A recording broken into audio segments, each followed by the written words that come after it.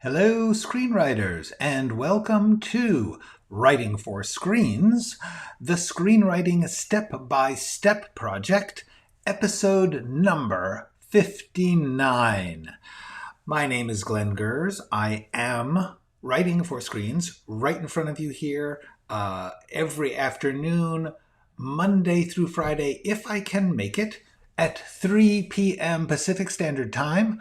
I am working on a demonstration of writing a pilot script for an hour-long TV drama in order to show you one way you can do it. Just show you the process, let you see, sort of demystify the writing of a script from rough notes to finished draft. Just showing you how I do it. I have been a professional screenwriter and TV writer for 25 years, and I am going through this process of showing you what it's like to work up a script, write the scenes, write the outline, in the hopes that it's helpful or inspiring or encouraging in some way. If it is, great. If it's not, watch something else. That's cool. You should do whatever is good for you. And what I'm trying to do here is just walk you through how a script can be written. Just one way to do it. There are lots of different methods. Everybody finds the way that works best for them. A lot of people are here already. Hello, hello Wolf Powers. Hello Double Naught. Hello OVG. Hello, this is Kitschy. Hello, Jose Rodriguez. Hello, Ellen Greenberg. Hello, hello, hello, all you guys. It is great to see you all. It is great to be here to work on the script because we have gotten to a new section of the story, and I am excited about that. So let's just dive right into it. Now, this is going to be a new scene. And hello, Foam Heart. So we have finished with this scene here. She wants permission to visit. Got that. So there we go. We've got this. Now, this little section here in the outline, what I'm doing here is as I go through the outline, when I have written something into the script, I take it out of the outline because the outline is sort of my checklist, my things to do list. And so this section here is, I said later, with the group she will explain. Well, I'm going to cut that out here because it's later. And I'm going to put it here because this is where it is. I took out the later. Okay, so now I can take this big so far so good, which is my place marker, and look at that. We have moved along in the outline. And we're getting to a whole new section. Yes, indeed. It is a new scene, and hello 99 Precinct. It is hard. It gets easier. I have to say, and I really like that what you chose to say here is watch you make choices, because that is exactly the job. The job. Oh, I think I even have this as like a title card. Oh gosh, I have so many of these now. I am losing track of them. There it is. Writing is making choices. That's the whole thing. Every time you have a line, you have a scene, what you're really doing is making a choice. Unless you absolutely can't think of anything, and then you're trying to think of something to think of. But if you've got more than one thing to do, like when you come up with a line, as you've seen, what you're really doing is choosing, I'm going to take this one and not this one. That's actually what you're doing, because in truth, your head is coming up with stuff all the time. If I said to you, come up with 4 ways that this scene could start, you could do it. And so what you have to get used to is saying that to yourself. Okay, I am going to start writing this scene. So how do I start it? How do I shape it? Well, who says what? Why? What are they trying to get to? And then you make choices. Okay, so here's the thing. This is now actually going to be a complex sequence, because this is when we meet Xena talking to the group, and the group are all over the place. And so I need to figure out and show the mechanics of how this group communicates in this scene. Now, it would be easy enough to go to a Zoom room with a lot of little windows. It's kind of boring. It's not impossible. I may end up there. But it also might be fun to watch. We want to get out of the Zoom and into the lives of the people in the Zoom. So, okay, so I'm just going to, what I'm doing now is just sort of stripping down the outline.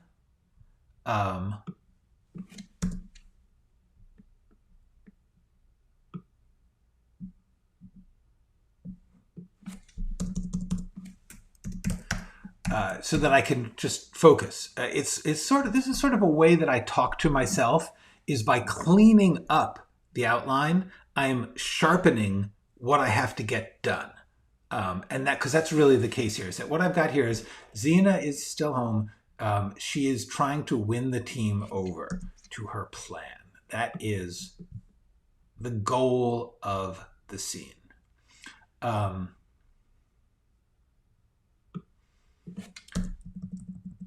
Okay, so she's explaining her plan. It was unspoken to Madeline. It's not unspoken here.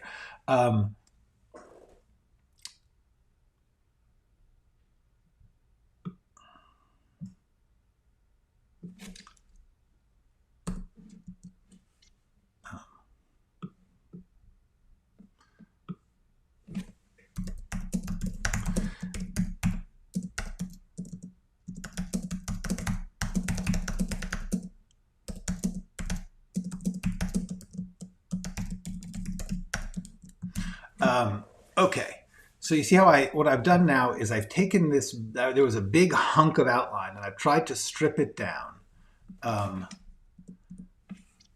to make it clean, get my head straight on what it is. Because what's going to happen here is, okay, we know the group name. Is it, and this comes to, like, are we watching her reach out to a bunch of people to say, hey, George died, there's this thing that's happening, or is she coming into a regular group meeting and interrupting with this news and plan?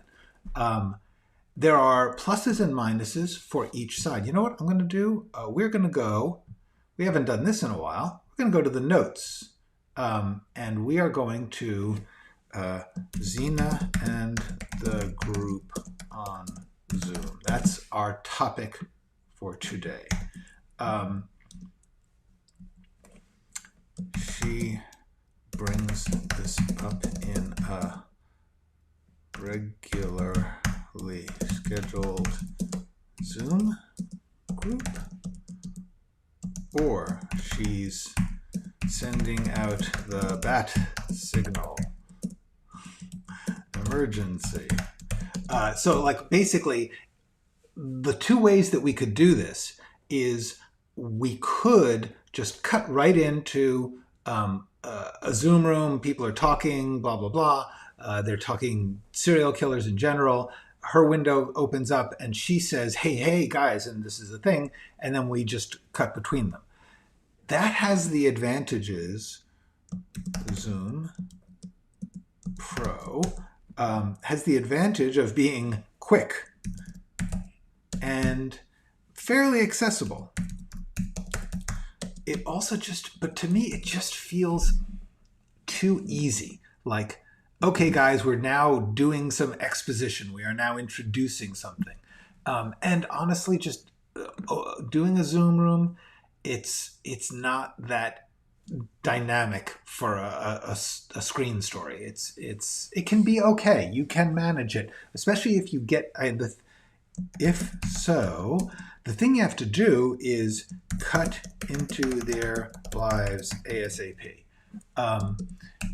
The way that you get around the problem of on-screen windows zooming is to not just, you don't have to stay there. You can go into their lives. You can cut to them watching the Zoom and talking to the Zoom. And so it becomes more like the way you would film a phone call, where you cut from one person on their end of the line to one person on their end of the line.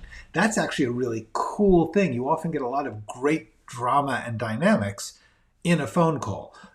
This is one of those people often, especially old-time screenplay teachers, they have a rule about no phone calls. Don't do phone calls. They're not exciting. That's stupid. Obviously, they can be very exciting. They offer the opportunity for lots of cutting. People can be doing things while they're on the phone, especially nowadays when you have hands-free phones and stuff. So I'm kind of leaning like that's the good thing. But the idea that there's this rule that you can't do that when so much of our lives is handled that way, and so many movies and shows have now made that incredibly interesting dramatically and cinematically. So that's just a thing I just wanted to say. Is this rule no phone calls, no Zooms? No, that's dumb. It's just a question of how you do it and what you're doing in it. Okay. The alternative is that it's an emergency call, but then, see, because what I'm sort of thinking is it could be that we then go to a bunch of different people in their lives getting interrupted by her emergency call. And the fun thing about that is that you meet all these people and then you discover their connection, although we've actually already done that. This is a thinking point here. We started on George, then we cut to Madeline, and we did not know who she was, and then the story caught up to us.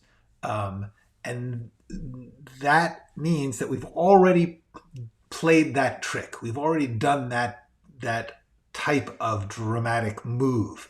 To do it again, it doesn't work. I like it, but I don't think it works. And in that case, it means that there is no choice. We are going to go to the Zoom. This is solved. We're going to do the Zoom room. Okay, cool. So,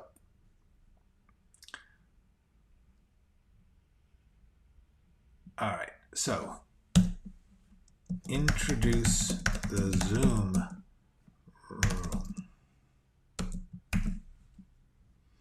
room. Now, before I get it, it's okay. Let me see. Okay, I'm moving this piece. Introduce the Zoom room. Informal group. Got to show the crime with the sleuth. What was it?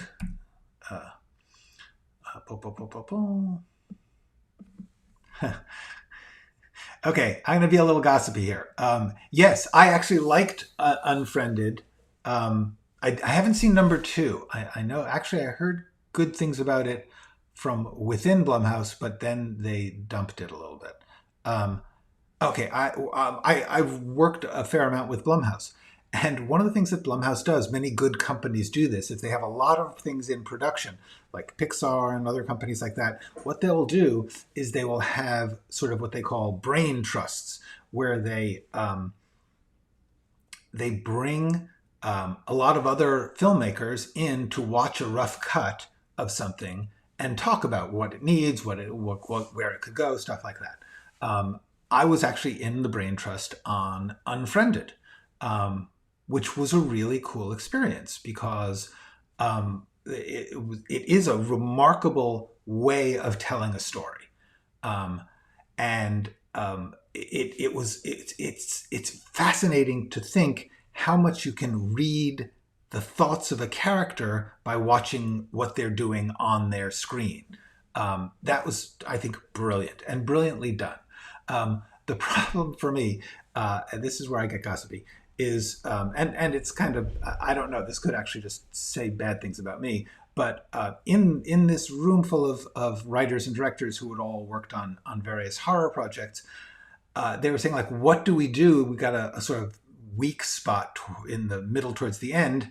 And I said, you know, it's been the horror is good, the suspense is good, the mechanics are good, but the characters are pretty thin. Instead of worrying about amping up that stuff, why don't people are involved in the story. Why don't we do more character work here? And nobody there. It was like I had just dead silence, and then they just moved on and never invited me back. So I feel dumb about that, but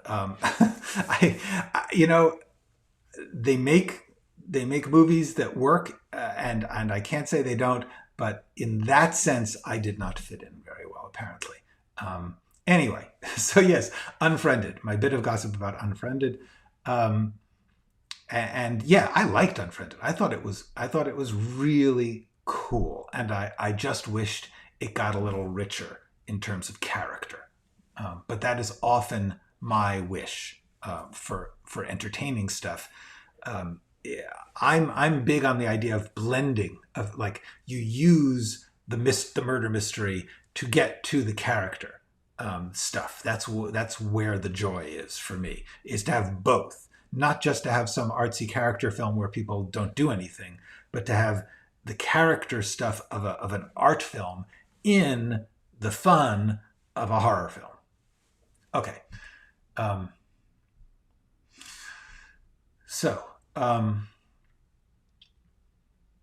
Okay, we're not going to break it up. And this is not, okay. So here comes the next issue, is introducing all the people. Because, you know what, we're gonna go back to the notes. Okay. So now I have made the choice that we're going to start on, what do we have to accomplish in this scene? This is a question I ask over and over about damn near everything. What do we have to accomplish in this scene? Like what is the absolute checklist of this scene is not okay until we have gotten this stuff done? The first and the main thing is Xena tells the group her problem, and what's his name again? This is what happens when you don't work on something enough. Dondosky, right. And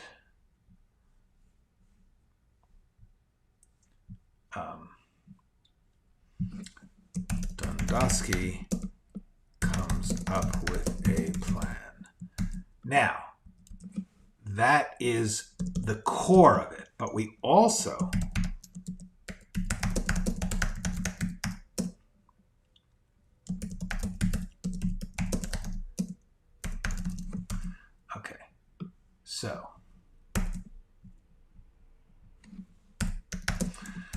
So there's a couple of pieces to this, because I wanted to introduce Norman with this typewriter store bit. I don't know if you guys remember that.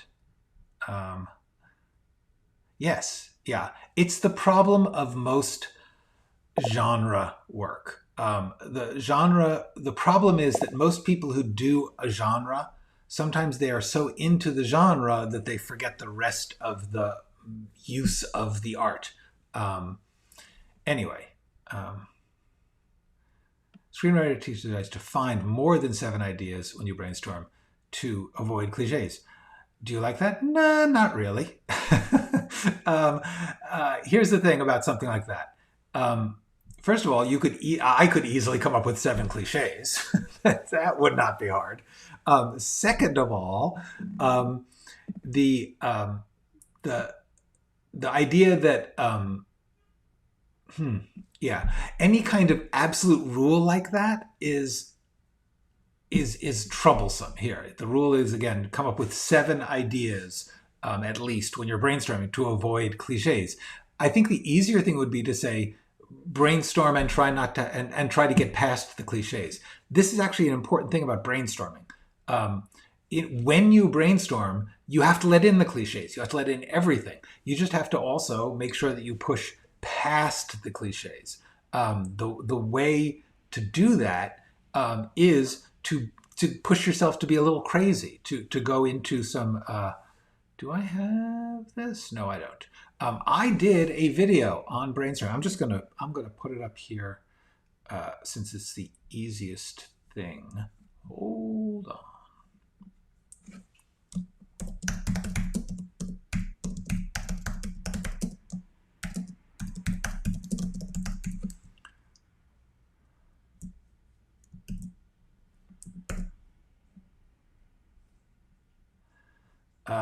This, guys, this is the name of one of my videos. I don't have the thumbnail up right now. Oh, wait a second. Holy crap, you guys we've lost our better camera feed, and I apologize for that. Let's see if we can get it back. Anyway, so while we're having it bad, I'm going to try and cover up as much as I can. There we go. Okay. Brainstorming and scrap piles. It's a video I made. Watch it, and it will talk about brainstorming specifically, because my advice on this brainstorming issue is the best thing to do is to let the cliches in, but also just push yourself to be as wild as possible, and definitely keep pushing yourself past the cliches. Yeah, that's all. That's enough about that.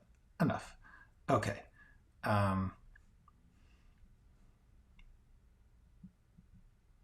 Yes, I did. I did. It was for a rough cut. It was for quite a advanced rough cut. And the answer is I did ask for that because they were reshooting. Especially with Unfriended, you can reshoot. Boom. We'll just run into the next room and reshoot, because that was the brilliance of the premise. You could shoot and reshoot endlessly because you were just doing little webcams. Anyway, and by the way, welcome, John Bush. I don't know that we've spoken to you before. Okay, so here we go.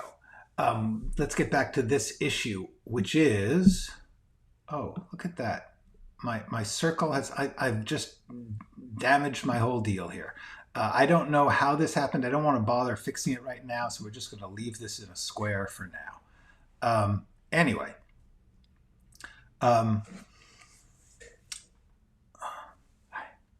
Sorry, it's very distracting when something like that changes. Okay. All right. So the main thing here is this thing about what we have to accomplish. And the answer is this. Okay, now there's a couple of pieces to this, and that's why I'm doing this. There's Zena tells the group her problem. That's going to be fine.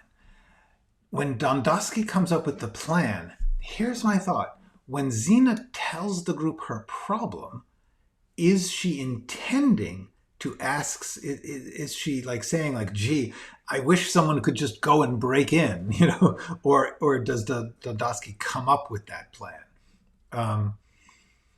That's something to be decided. But then we also have to introduce Norman and the group. And this is the tricky thing, is that I wanted to introduce Norman with a scene. Okay, we've seen a scene at a repair shop where he's getting his typewriter repaired. Now,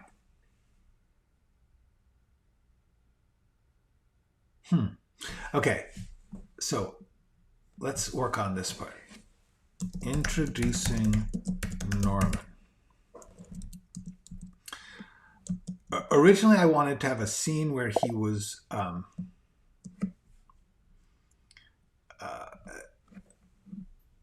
scene in repair shop where he where we find out about his typewriter and beliefs. It was just a good scene, but I don't entirely want to stop the story and do another sort of cold open introduction. That's bothering me. That seems troublesome to do that same thing that we did with Madeline, to stop and do it with Norman. Although with Norman, it might kind of make sense because Norman is, after all, a major character, the major character with Madeline.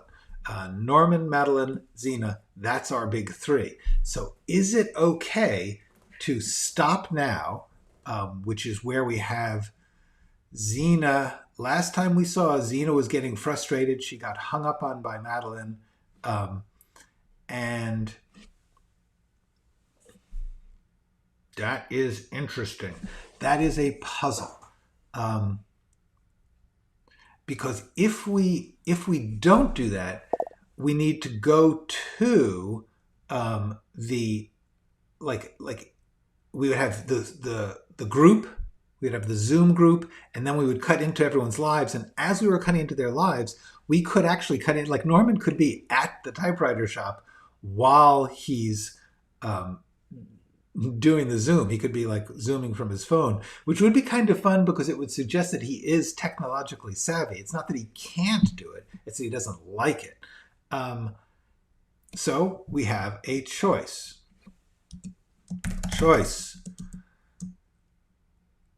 Intro Norman in shop scene, and then he goes home and makes call, or he is on the Zoom during the shop scene. Okay, this is a tough choice because it's more interesting to have him be on the Zoom during the shop scene. It's also difficult. That's got a lot of balls in the air, and I personally like when you have a lot of things going on in a scene. But what always happens is while you're when you have like a scene where somebody's talking on a screen and they're also doing something in a room and stuff, it's very easy during the course of making something, of production of something, of editing, of everything else, the subtlety and the complexity of it often falls out. And sometimes a whole half of the scene falls out, gets cut out. They're like, oh, this isn't working. And so then your whole brilliant, multi-layered thing becomes one incoherent thing. So I'm going to think about that. I'm going to answer a question while I do that. Aside from chronological order, how do you decide the most dramatically dynamic way to order the scenes? That is exactly what we are working on now.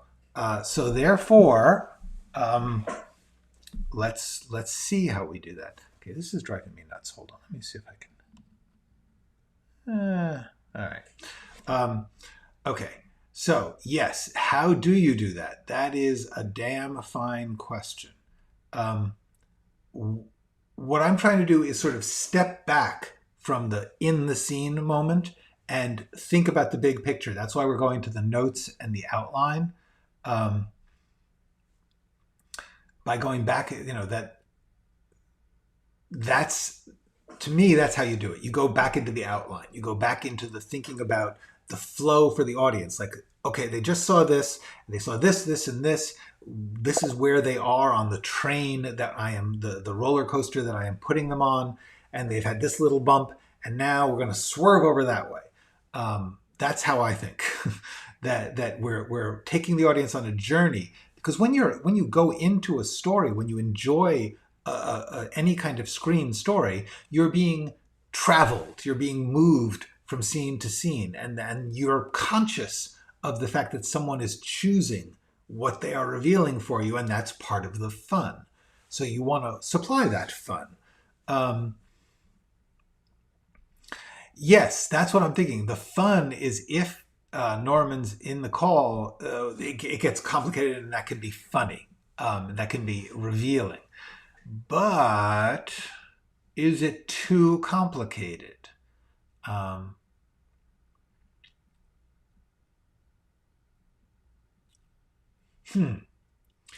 Is there a way to split the difference?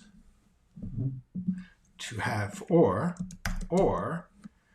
start on Norman in the shop, then he gets the reminder to log into Zoom, and he has to do that as he is leaving the shop.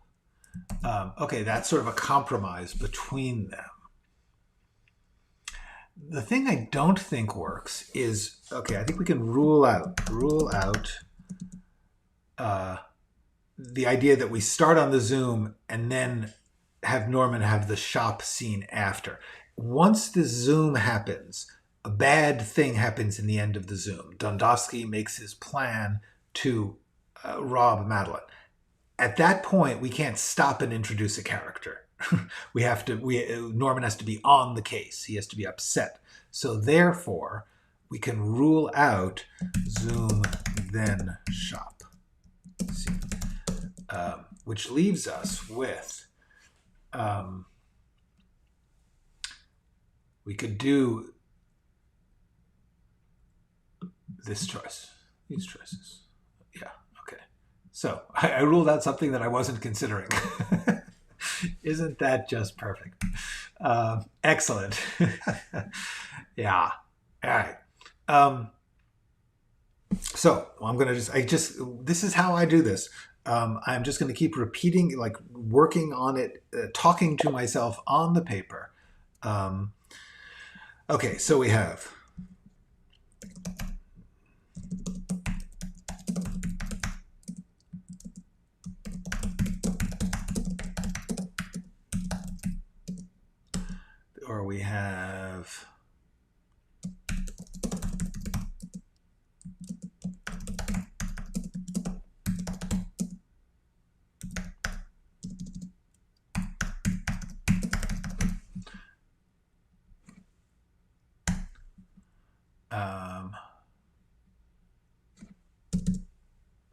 we have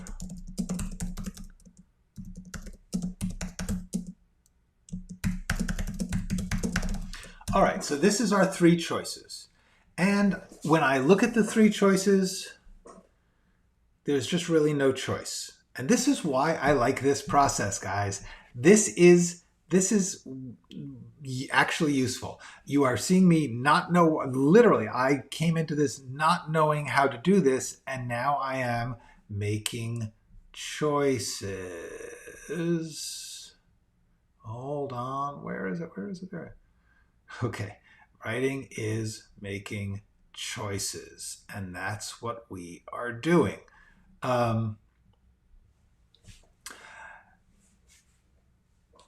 You try and lay out the possibilities and then weigh them, and then you just instinctively feel this one makes more sense than the other. And I'll tell you, this one, shop scene, Norman comes home and Zooms, just it feels too plodding. Blum, blum, blum. We should be moving faster by now. So that's a no.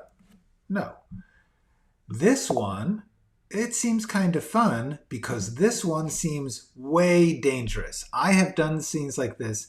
The idea, first of all, it's going to make the shop too important, and it's going to make it so unlikely that the dialogue can ping pong back and forth and that we can get the information that I just don't think this is worth doing. So this is the winner, and I'm going to go put it here.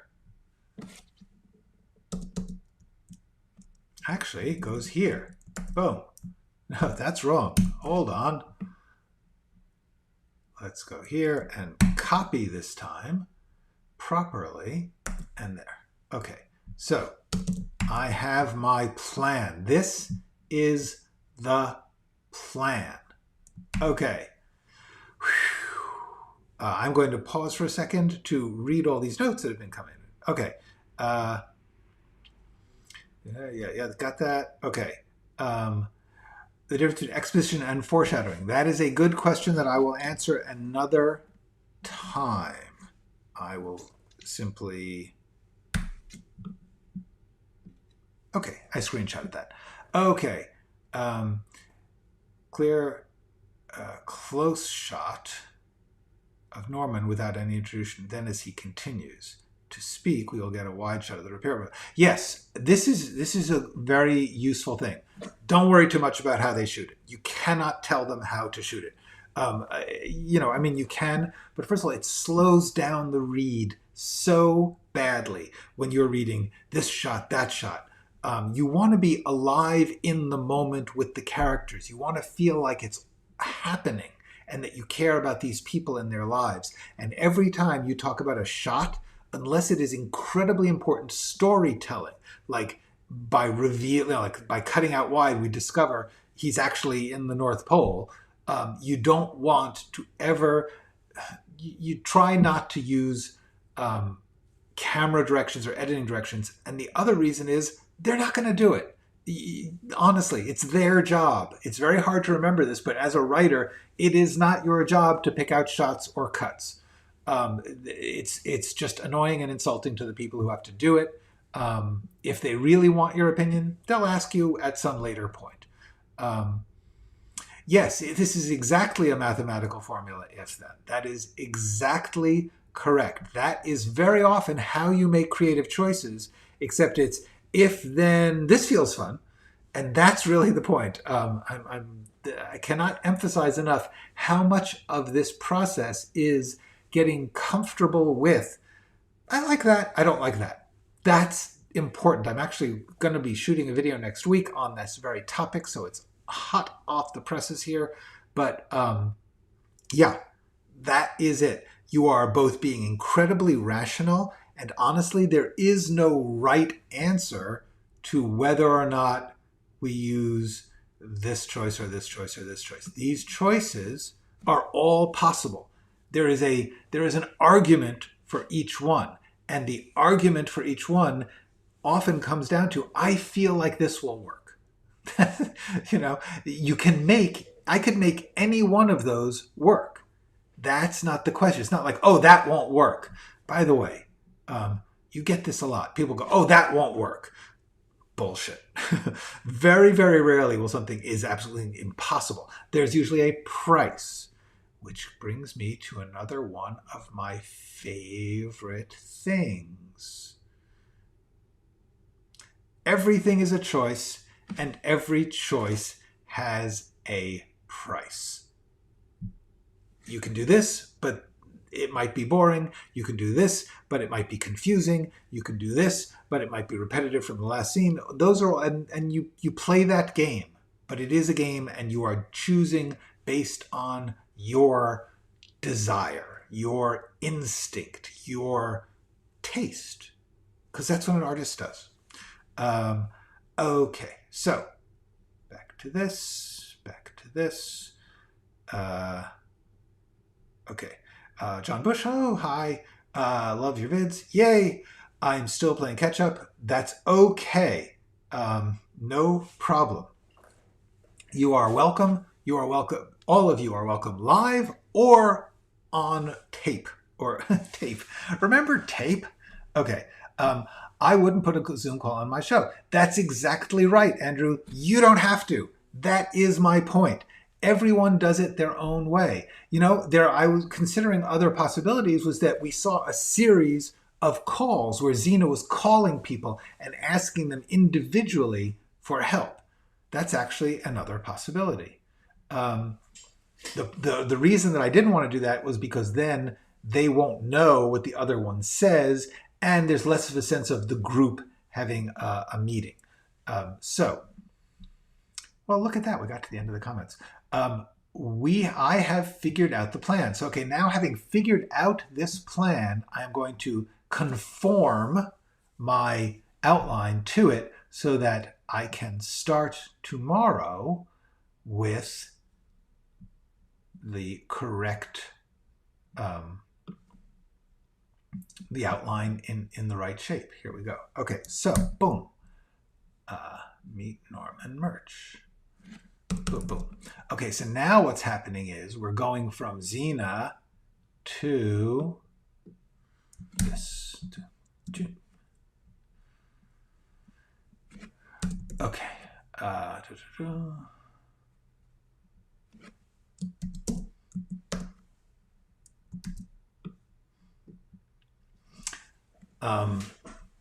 So what we're going to do here is he gets a reminder that he has to log in to the Zoom meeting, but he has messed up his schedule, and so he does it by phone while leaving the shop and driving home. That's great. And I'll tell you why that's great, in case you're wondering. In case you're wondering why this is great. The reason it's great is because we get a lot of juicy scene stuff for Norman. And also there's going to be some fun with the, we'll keep him interesting, and we'll keep the Zoom interesting because he's actually like driving and zooming, which people do. Okay. So, and then we will get this, all this stuff here. Great. Okay, I'm going to stop the writing part here because we got a pile of questions. Boom. Okay, so do you write if there's a particular piece of music in the background and if you want to write on beat with it, lots of cut shots? No, no, don't do this. No, don't. No, do not. Unless you are planning, well, let's put it this way. If you own the rights to that music and you are planning to make this yourself, sure, absolutely. Otherwise, no. Because you don't own the rights to music. So if you, I have to say, this is so name-droppy today. 25 years ago, I was at a film festival workshop thing at the Angelica Theater in New York. Reservoir Dogs was just being screened before it opened. Tarantino was there to show this. It was a very controversial movie. It had opened at Sundance. People loved it, but a lot of people hated it because of the violence and the Tarantino-ness of it. He was a new thing at that time. And so he was there and he spoke after the screening, and he told a story which was very entertaining about how he had written the scene with the guy's ear, sorry, spoiler, but not that big a spoiler, to a particular piece of music, which is the one that was used. But he wrote it into the script. Now, this was a very low budget movie.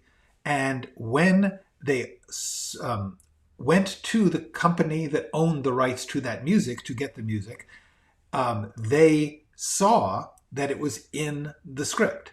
And so therefore they knew that it was important to the filmmakers, and therefore they raised the price. It became extremely expensive because they were like, well, this scene is cut to this music. So if we say we need $500,000 for this song, what are you going to do? You need the song. And so Tarantino was like saying to all you other filmmakers, don't do this. Even if you want to use the song, don't put it in the script. Keep it for yourself. Just say he's doing it to rock and roll music, and then you can negotiate the price down a lot. Anyway, so that is the best case scenario. The best case scenario is you actually go into production and they actually fight for your song. The main thing that will happen is you will plan this intricate thing, and then the director will just say, no, I don't like that song. And then you're totally screwed. Also, and this happen to me often, I would write a song into a script, And the producer would say, we can't do that. It's too expensive. That costs a lot. You could use this song. And the truth is 99% of the time, yeah, that's fine. It doesn't matter. Don't over detail anything that you can't do yourself. If you don't have a certain location, like you can say it's the Metropolitan Museum of Art in New York, but unless you can personally guarantee that you're going to get to make it there, don't write something which can only happen there. Right? So it happen in any museum because they may end up shooting in Albuquerque for tax reasons. So that is the answer to whether or not to write. You can do this. You can write. Here, wait. I have a writing instrument right here. So you can write like this. A piano solo starts along the lines of Keith Jarrett's Cone concert. I would do that along the lines of, or it sounds like. The point is, you're giving them the cue, what they call the temp track. But in fact, what's very likely going to happen is the producers will play that song for the composer, and the composer will write something that sounds a whole lot like it. So that is a way to do that. Isn't it fun when I can just type my examples here? Yeah, I should. I really should. Should I make a video on this? Well, I guess this is kind of that video because it's the best demonstration of it. But there, you do this, then you do this. Yeah, watch this space for those fun things. Okay, short film writing. That is a big topic that I know very little about, but I will make a note of it. Shorts. A lot of people are asking. I am not great about shorts because I almost have never done them. D for Darius.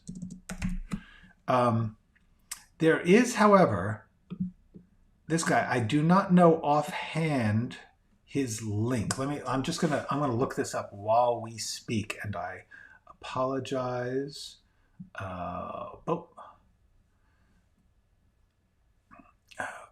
Okay.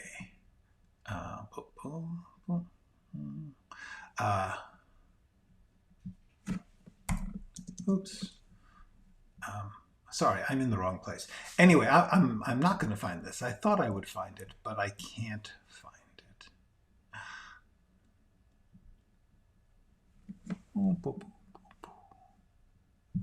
Yeah, sorry, taking a while, but what I'm doing is searching in the YouTube for, you know what? I can't find it right now. There's this guy, D for Darius. He's really good about shorts. He's a great teacher. It's a YouTube channel, D for Darius, and I strongly recommend, somehow or other you should find it. I don't know if that's the exact name. In the future, I will try and get more details on it. But if you are interested in stuff about shorts, he is really good on teaching how to write and shoot and everything about short, DIY, how to make them. He's really good. Okay. You think there's no copyright, but there is. Unless you are playing it yourself, the recording that you are using is copyright. Oh, I spelled it wrong. D for Darius. OVG has got that in the, oops. IOUS. IOUS. Okay. That is what it's all about. Shorts. You want shorts? Go there. That man knows his stuff. I really like and admire his how-tos on shorts. Okay, so I have a couple of other things that were questions that were asked, that you wanted to know. People wanted to know, inquiring minds, and I am looking for them, and I seem to have lost them. Gosh darn it. That is disturbing. Oh no, I know where they are. They're here. Okay. Let's see. Huh. No, I lost them. Okay. This is something I wanted you to know. Comments. I'm getting comments from you guys, and sometimes YouTube is making them vanish. Like, I'll get a comment, I'll get an email which contains the comment, and I will read it, and I'll say, oh, I want to answer that. But then sometimes I don't get till later that day or even the next day. And when I go click on it, it's gone. It has been wiped out on the belief, I guess, that it is spam. I don't know. I just know that I feel terrible about that because I often cannot reach you to tell you the answer to your comment because I didn't grab it fast enough. I apologize. Just try again if I don't answer and it's something that you really want to know the answer to. That is it. I will get back to you upon the other questions because apparently I have used up a full hour here answering these, and I have lost my little slogan things which had the questions. I'm not always technologically the greatest on this eCam stuff. Okay. I think I'm done for today. It was good to see you. I will see you tomorrow. Oops.